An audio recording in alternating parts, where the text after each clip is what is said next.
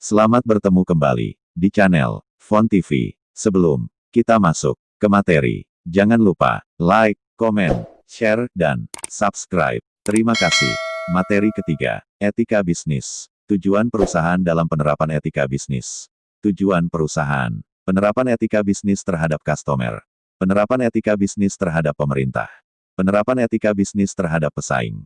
Tujuan perusahaan, pada umumnya, tujuan bisnis atau perusahaan tidak untuk mengejar keuntungan.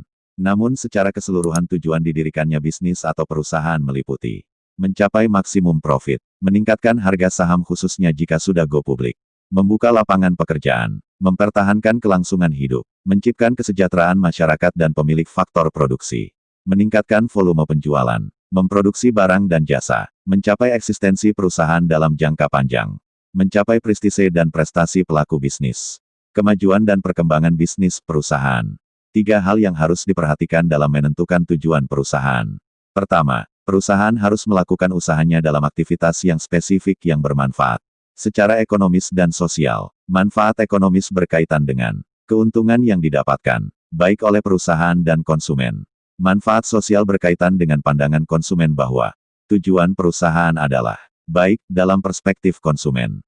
Contoh, tujuan perusahaan adalah menjadi penyedia jasa hiburan judi terbesar di negara X. Secara ekonomis dengan adanya usaha di tempat tertentu, maka sektor pendukung yang lain akan ikut berkembang. Kedua, perusahaan harus mengembangkan organisasi untuk terus melanjutkan usahanya dan mengimplementasikan strategi-strateginya. Contoh, tujuan perusahaan adalah menjadi penyedia jasa catering terbesar di Jakarta.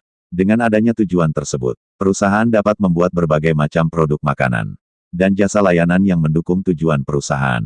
Ini juga berarti seluruh ide untuk produk dan jasa yang tidak mendukung tujuan perusahaan dapat dihilangkan. Ketiga, perusahaan harus mendapatkan keuntungan yang cukup untuk bertahan hidup. Contoh, tujuan jangka pendek perusahaan adalah bertahan hidup. Jangka menengah 10%, jangka panjang 5%. Besarnya angka sasaran bervariasi dan tergantung pada kebijakan dan kondisi perusahaan masing-masing. Penerapan etika bisnis terhadap customer. Pentingnya pengembangan komitmen, agar kepuasan pelanggan meningkat, sehingga tetap setia bahkan senang terhadap produk perusahaan meliputi. Untuk memberikan produk atau jasa, dengan kualitas terbaik yang sesuai dengan keinginan dan harapan pelanggan. Kedua, pelaksanaan periklanan dan promosi, harus mencerminkan, menunjukkan sikap hormat pada martabat manusia. 3. Menciptakan lingkungan yang sehat, terhadap produk, dan jasa yang dihasilkan. Misalnya, tidak membuang limbah sembarangan. Keempat, memberikan ganti rugi. Bila pelanggan merasa dirugikan, bisa direalisasikan melalui program pemberian garansi. Kelima, menghormati integritas kultur atau budaya yang berlaku pada perilaku pelanggan perusahaan. Penerapan etika bisnis terhadap pemerintah.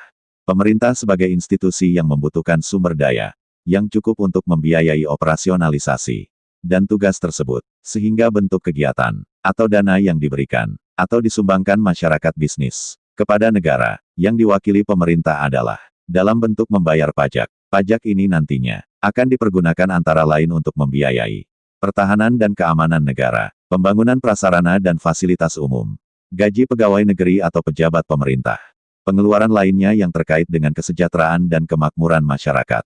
Penerapan etika bisnis terhadap pesaing. Dalam dunia bisnis, bila mana perusahaan pesaing dianggap sebagai musuh utama dalam dunia bisnis, dan harus dibunuh dan dimatikan adalah hal yang keliru. Pesaing dapat dipandang sebagai mitra kerja, sehingga dapat memberikan manfaat bagi si pelaku bisnis. Antara lain, pertama, mengetahui keunggulan kompetitif yang dimiliki pesaing, sehingga dapat dijadikan motivasi untuk memacu peningkatan keunggulan perusahaan. Kedua, memacu pada rangsangan untuk mengembangkan daya kreativitas perusahaan yang berkompetisi, sehingga dapat meningkatkan inovasi dalam menembus pangsa pasar. Ketiga, perusahaan dapat melakukan mitra kerja dalam bentuk sinergi, akuisisi atau merger. Sekian dan